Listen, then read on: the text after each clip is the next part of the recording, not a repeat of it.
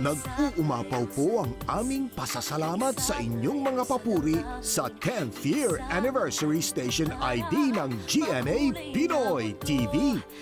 At ngayon po, nagkaroon ulit ako ng pagkakataon na maging bahagi ng GMA Pinoy TV sa kanilang pagdiriwang ng ika-10 taong anibersaryo.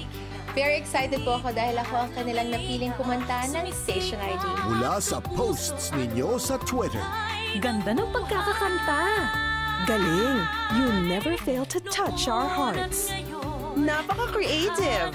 Thank you for bringing us quality shows from the homeland. I'm proud to be Kapuso since birth. Super duper love it! Sa YouTube.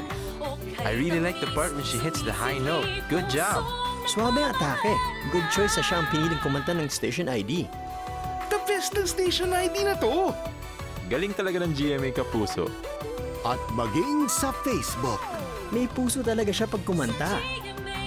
Galing! At ang ganda ng graphics! Thank you for keeping us updated and entertained. Thank you for bringing quality entertainment and reliable news here in the Midwest.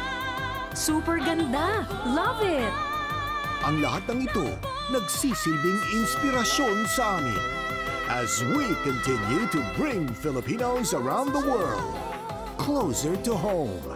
Maraming salamat po, mga kapuso!